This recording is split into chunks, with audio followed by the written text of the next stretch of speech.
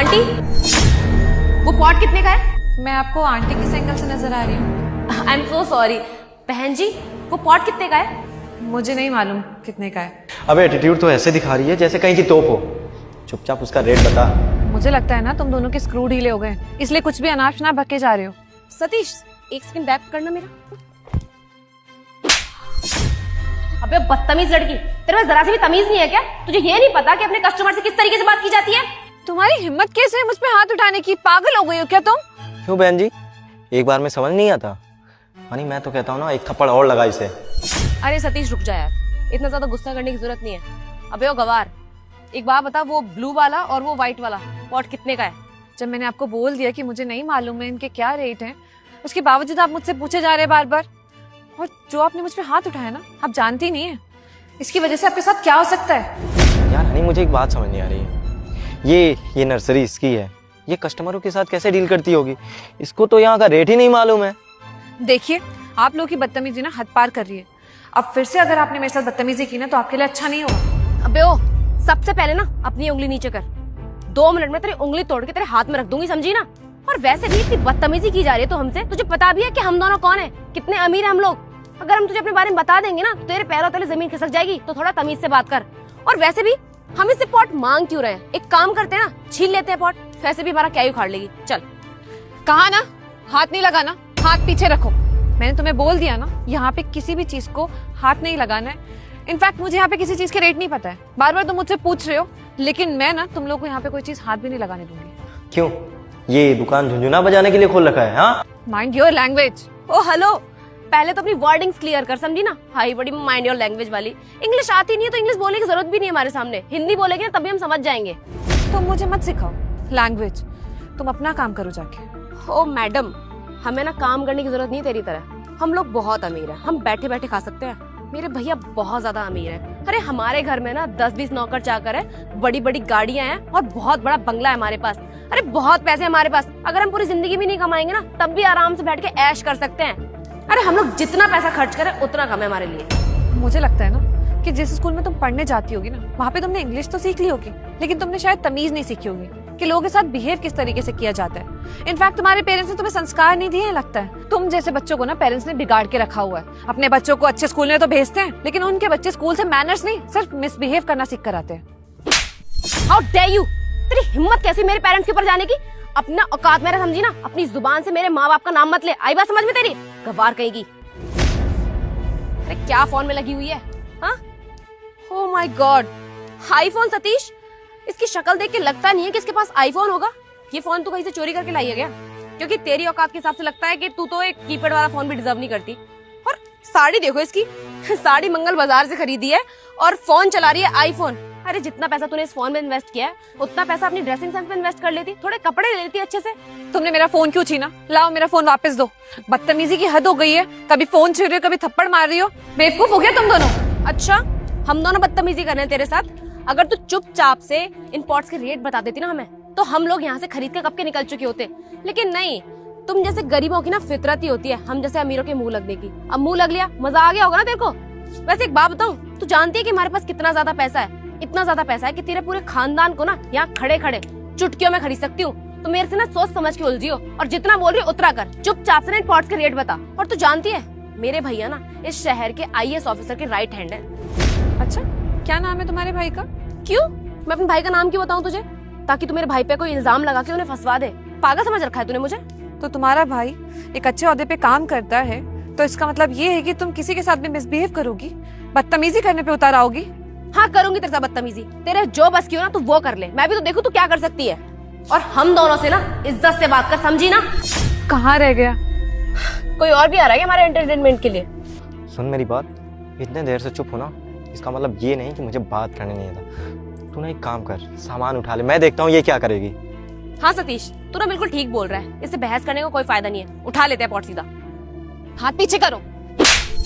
तुम्हें कहा ना मैंने, किसी भी चीज को हाथ लगाने की जरूरत नहीं है। समझ में नहीं आता है क्या तुम्हें? How dare you! तेरी हिम्मत कैसे मेरे ऊपर हाथ उठाने की? हाँ, इतनी देर से तुझे बर्दाश्त कर रही हूँ, उसका मतलब ये नहीं है कि तू कुछ भी करेगी। इतनी देर से मैं तुम दोनों को बर्दाश्त कर रही हूँ, तुम दोनों की बदतमीजियों को बर्दाश्त कर रही हूँ। तुमने इतने थप्पड़ मुझे लगा दिए, लेकिन अब जो मैं तुम्हारे साथ करूंगी ना, उसके बाद तुम्हारे पैरों तले जमीन खिसक जाएगी। तुम्हें जो बात पता चलने वाली है ना, शायद उसे सुन के तुम्हारे होश उड़ जाए। अच्छा, बहुत बड़ी तोप है कहेगी तू। हाँ, हम लोग तो डर गए तुझसे बहुत ज्यादा। अब बता। डर लग रहा है? अच्छी बात है, डरना चाहिए तुम लोगों को, क्योंकि बात ही कुछ ऐसी है। ओ हेलो मैडम, तेरे जैसे ना बहुत आए और बहुत चले भी गए, तो थोड़ा ना औकात में रह अपनी, समझी? चलिए मैम, गाड़ी रेडी हो गई। भैया अच्छा हुआ कि आप यहाँ पे आ गए। आपको पता है ये बदतमीज औरत, ये गवार ना मुझसे इतनी देर से बदतमीजी की जा रही है। मैं यहाँ पर आई और मैंने इससे पॉट के रेट पूछे, तो पॉट के रेट तो बताने से रही, बल्कि इसने मुझे थप्पड़ मारा। और भैया एक बात बताइए आप मुझे, आप इस 2 कौड़ी की गवार को मैम की बोल रहे हो? आपको ये मैम कहाँ से नजर आ रही है? चुप करो तुम। वैसे तुम कर क्या रही हो यहाँ पर? ये बताया ना आपको, मैं यहाँ पर पॉट्स लेने के लिए आई थी। पॉट्स के रेट क्या पूछे इससे, ये बदतमीजी करने लगी और इसने आपकी बहन के ऊपर हाथ उठाया। भैया वो अच्छा, तो ये तुम्हारी बहन है? जी मैम, ये मेरी बहन है। हाँ, बहन हूँ मैं इनकी। और तुझे क्या मतलब? हाँ, अपने ना काम से काम रख गवार औरत, और तुझे तो मैं सजा दिलवाऊंगी। अभी रुक तू। अरे चुप कर बहन, तू जानती भी है ये कौन है? अरे भैया कोई भी हो, ये मुझे इस चीज से ना कोई मतलब नहीं है। और वैसे भी आपने अगर इसको सजा नहीं दी ना भैया, तो मैं आपसे कभी बात नहीं करूंगी। अरे इंटरेस्ट तो तुझे तब आएगा तब तू जानेगी ये कौन है और मेरी नौकरी चली जाएगी। मैम, इसकी तरफ से मैं आपसे माफ़ी मांगता हूँ। कुछ किया है क्या इसने? राहुल जी, मुझे आपकी बहन ने बताया कि आप इसको बहुत महंगे महंगे गिफ्ट्स खरीद के देते हैं, बहुत पैसा है इसके पास, नौकर चाकर, गाड़ी, इतना सब कुछ आप एक सरकारी नौकरी से कैसे हासिल कर पा रहे हैं? मैं तो ये सोच रही हूँ, क्योंकि एक सरकारी नौकरी करने वाले को तो बहुत मिनिमल सैलरी मिलती है, जिससे शायद वो अपने घर के खर्चे चला सकते हैं और अपनी छोटी मोटी जरूरतें पूरी कर सकते हैं। लेकिन आपकी बहन तो आपके ओहदे का बहुत फायदा उठाती है, इनफैक्ट गलत फायदा उठाती है। मुझे डरा धमका रही थी कि अपने भाई को बुला के पता नहीं क्या कर लेगी, इसका भाई मेरे साथ क्या कर देगा। जैसे ऐसा लग रहा था कि इसका भाई कहीं का प्रेसिडेंट हो, है ना? यही कह रही थी ना तुम? Ma'am sorry. भैया ये सब क्या चल रहा है?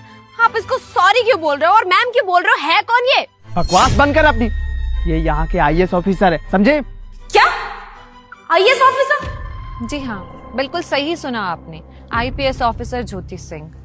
देखिए मैम, रियली सॉरी, मुझे नहीं पता था कि आप IAS ऑफिसर है। मैम अगर पता होता तो मैं इतनी बदतमीजी कभी नहीं करती आपके साथ। और मैम जो कुछ मैंने आपसे बोला, भला बुरा उल्टा सीधा, मैं उसके लिए आपसे हाथ जोड़ के माफी मांगती हूँ। मुझे प्लीज माफ कर दीजिए। क्या कह रहे थे आप कि ये मैंने बुध बाजार से खरीदी हुई साड़ी पहनी हुई है, मैं गवार लग रही हूँ इसमें? शायद आपको मालूम नहीं है, ये साड़ी ना हमारे देश की सभ्यता और संस्कृति को दर्शाता है। बाहर के लोग हमारे देश की सभ्यता संस्कृति को अपनाते हैं, उसकी रेस्पेक्ट करते हैं, और आप अपने देश की होने के बावजूद अपने देश के सभ्यता संस्कृति को इतना गलत समझती है, उसका अपमान करती है। शर्म नहीं आती है? और तो और अपने दम पे तो आप कुछ भी नहीं है, लेकिन अपने भाई के ओहदे के दम पे इतना ज्यादा हवा बनाती है, लोग की डिसरिस्पेक्ट करती है, उन पे हाथ उठाती है। एक बात बताइए ना, आपके अंदर इतना घमंड आया कैसे? आपके भाई के ओहदे की वजह से ना। एक काम करती हूँ, आपके भाई को नौकरी से ही निकाल देती हूँ मैं, ताकि आपके अंदर जो ये घमंड आया है ना, वो आपका चूर चूर हो जाए। क्या चाहती है? यही चाहती है ना? लेकिन मैं ऐसा कुछ करने वाली नहीं हूँ, मैं आपकी तरह नहीं हूँ। मैं जानती हूँ कि आपके भाई ने बड़ी मेहनत करके ये ओहदा हासिल किया है, वो मेहनती है, ईमानदार है, लेकिन आप बिल्कुल विपरीत है अपने भाई के, एकदम ऑपोजिट। आपको ना ही लोगों से बात करने की तमीज है और ना ही बिहेव करना आता है लोगों के साथ, और अपने दोस्त के साथ मिलके तो आई थिंक आप किसी के साथ भी बदतमीजी करने के लिए तैयार थी। आज मैं आपके सामने हूँ, एक IAS ऑफिसर हूँ, तो आपको रियलाइज हो रहा है कि आपने मेरे साथ गलत किया है। लेकिन अगर मेरी जगह कोई और होती यहाँ पे तो तब क्या आप उनसे माफी मांगती? आपको गिल्ट महसूस होता? शायद नहीं, क्योंकि आप तो ठहरी अमीर, हाई स्टैंडर्ड, पैसे वाली लड़की, जो अपने से छोटे वर्ग के लोगों को कुछ समझती ही नहीं है ना, जिसके लिए पैसा ही सब कुछ है, स्टैंडर्ड ही सब कुछ है, राइट? यही कहा था ना आपने। एक बात बता दूं मैं आपको, जिस देश में आप रहती है ना, अगर उस देश की सभ्यता, संस्कृति और लोगों को इज्जत नहीं देंगी ना, तो कुछ टाइम बाद आप यहाँ पे रहने लायक भी नहीं रहेंगी। आप जैसे लोग हमारे देश का नाम खराब करते हैं। बाहर के लोग समझते हैं कि हमारे देश में बहुत रिच कल्चर है, संस्कृति है, सभ्यता है, लेकिन आप लोग ना हमारे देश की संस्कृति को खराब कर रहे हैं। आप लोग वेस्टर्न कल्चर को फॉलो करने की वजह से ना भूलते जा रहे हैं कि हमारे संस्कार क्या है, हमारी वैल्यूज क्या है, हम कहाँ स्टैंड करते थे और कहाँ हमें अपने देश को लेके जाना है। क्यों फॉरेन कंट्रीज इतना आगे बढ़ रही है? बिकॉज वो लोगों को आगे बढ़ाते, लोगों को सम्मान देते, अपने साथ लेके चलते हैं, ना कि लोगों को नीचा दिखाते हैं। और आप अपनी बहन को कुछ समझाइए कि ये भी कुछ मेहनत करके बन जाए, क्योंकि जैसी इनकी हरकत है ना, ऐसे ही चलती रही तो शायद आप अपनी नौकरी से हाथ धो बैठेंगे। मेरे किए की सजा मेरे भाई को मत देना मैम, उन्हें नौकरी से मत निकालना। वो बड़ी मेहनत करके इस मुकाम तक पहुंचे हैं। मैं आपसे माफी मांगती हूँ, मुझे प्लीज माफ कर दीजिए। यही तो प्रॉब्लम है कि तुम लोगों की रिस्पेक्ट नहीं करती, उनके ओहदे की रिस्पेक्ट करती हो। खैर छोड़ो, नहीं निकाल रही मैं तुम्हारे भाई को, because he is a very hard working गाय। बाकी आइंदा से ना कभी किसी के साथ बदतमीजी मत करना, समझ में आया? चलो।